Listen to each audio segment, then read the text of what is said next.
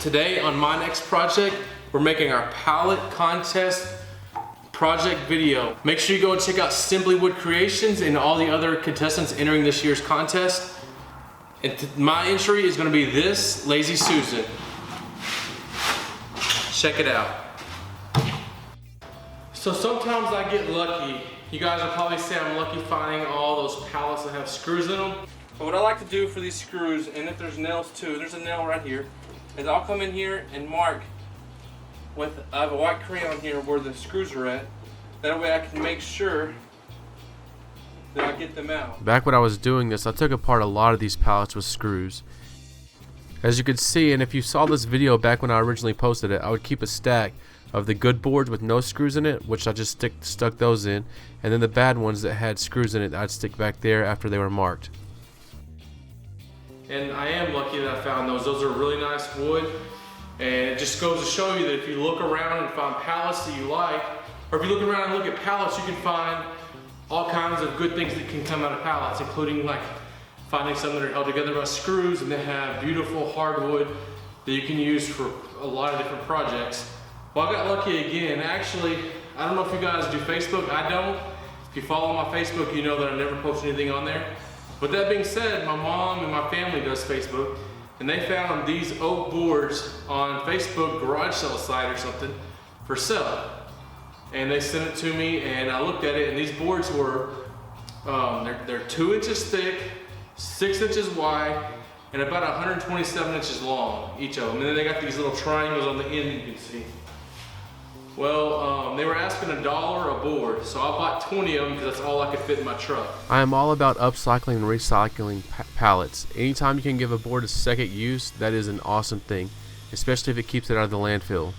What I cannot stress enough though is that making sure your good blades and your good tools are not torn up by screws and nails you miss in these pallets.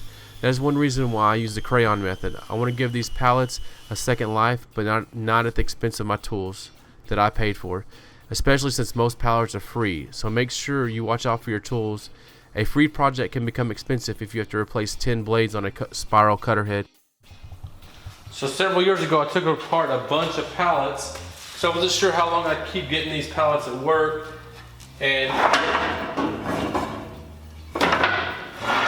of these these thin pieces, I only have a few of these left, probably like around a dozen or so. But of these big ones that we get, I have a bunch of these left, and these are the ones that they stack in between the reels as they bring them. So we're going to be making our project out of these.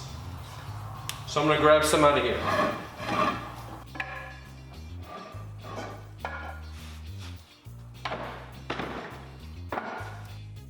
So I got a rough layout here, and that's about 18 inches wide. There's gaps in here, so I know it'll shrink up. I want to shoot for a final dimensions of about 12. Now the next thing we're going to do is take these to the planer and plane them.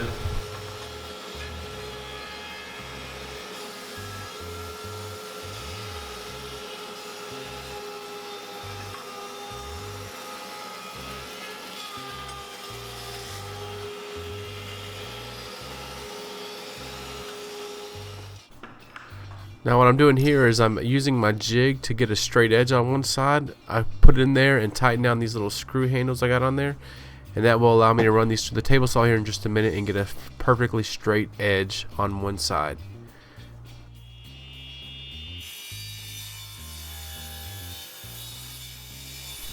You may be wondering why that's important, and that's so that whenever I go back after I cut all of my boards to give them one straight side, I can flip it around, move my fence over, and I can cut them and get a parallel board. That'll make it a lot easier on the glue up whenever I do the glue up to get good glue joints.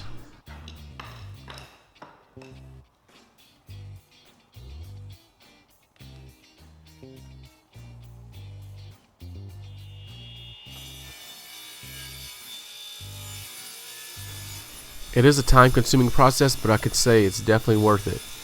This jig has helped me out many times over the years, especially dealing with pallet wood.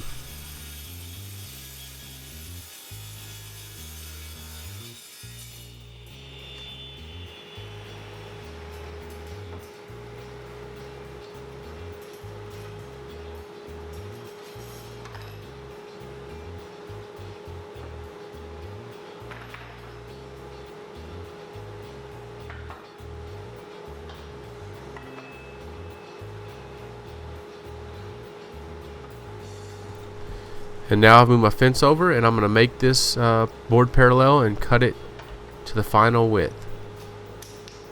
Let's go ahead and lower that table saw blade as well to make sure we don't have too much sticking up. We'll move it over just a little more. Much better.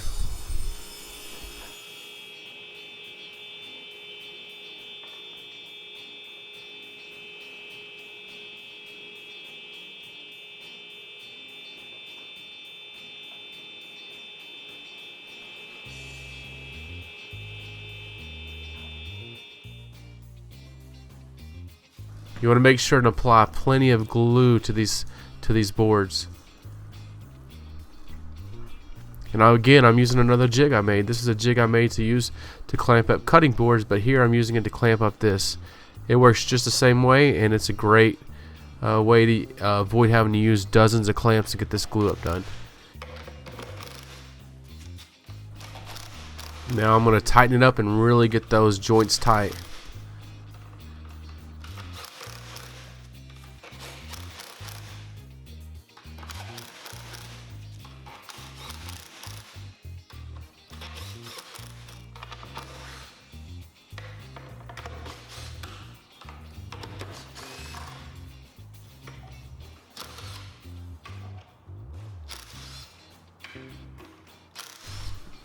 Now we're going to take it out of the jig, and then we'll take it over to the planer and plane this thing parallel and flat.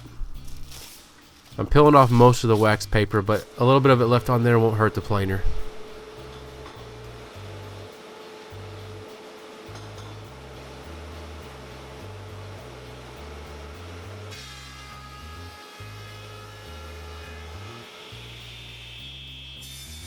Now I'm going back to the table saw to cut this to its final, or I say final, I'm going to make this thing round, but I'm going to cut off a little bit and then I'm going to make it square by trimming it to, I guess, a final width.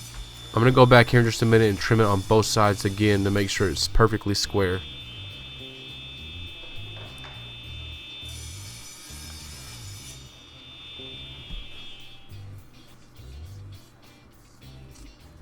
Now I need to find the exact center, so I'm going to just connect dots on connect the corners and draw a line, and then that gives me the exact center. And now I need to draw holes for where my Lazy Susan's going to go. On the bottom part, and I didn't do a very good job of showing it here, but I'm routing out all this for that part of that Lazy Susan to sit in. I'll have a video up in a couple weeks. It's going to show exactly how to attach a Lazy Susan to wood. This video was a little bit long already, so going deep in depth on how to attach a Lazy Susan wasn't a high priority on this project. Now I made a simple jig, and there's tons of these videos on YouTube to show you how to do this. You can do it with a router, or you can do it on the table saw, or with a jigsaw. There's a lot of different options. Even a bandsaw is a good option. I used my table saw, and I made this, like I said, this simple jig, and cut this thing perfectly round.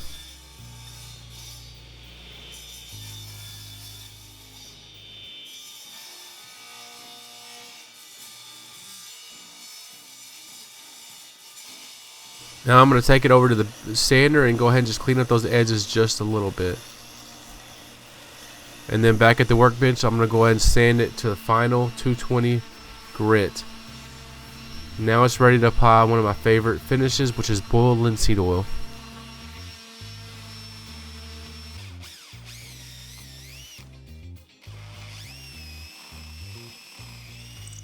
Here I'm going to go ahead and drill a couple holes so I can attach it to the other side. And again, I'll have that video up in a couple weeks that shows you guys exactly how to attach a Lazy Susan. And this boiled linseed oil just really makes this project pop. Anytime I'm doing hardwood and I want the grain to show, I like to use the boiled linseed oil. Now it's time to attach the Lazy Susan hardware, and this project is almost done.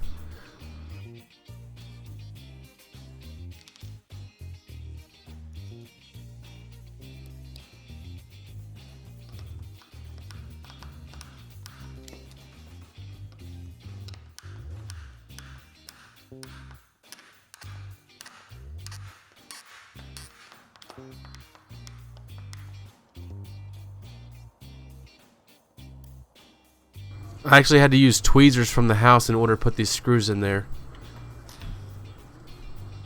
I'm sure there's an easier way, but my needle nose pliers were too big to fit in there.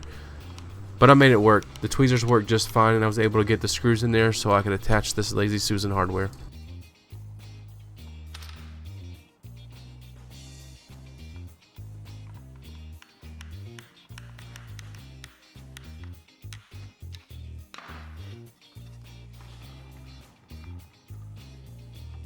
And check them one more time to make sure they're all tight, and this project is done. Check out that guy. It looks awesome.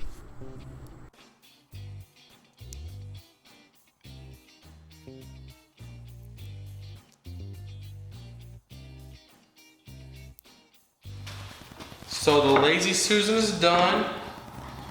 I have to say that I think I did a pretty good job. I can see it's not completely perfect symmetrically circle, but it's really close, like close enough that like I can live with it. I mean, this is like close enough that you could sell this bad boy. But it turned out, I think it turned out pretty nice. Not bad for a pallet project. But I'm very excited to have this thing done. This has turned out nice.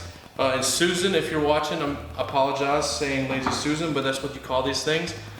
But anyway, if this happens to be your first video you've seen of mine, make sure you click that subscribe button. That will let you see other videos I have coming out, not just pallet projects, but other projects. And if you like this video, go check out some playlists and some other videos on my channel. There's a chances are you would like one of those as well. Also, I guess I need to ask you guys to ring the bell, because that allows you to get notifications when I post new videos. If you just subscribe, then you don't get the notifications or something like that. So if you want to be notified as soon as the videos are posted, then ring the bell. And if you don't want to know when they're posted, then don't ring the bell.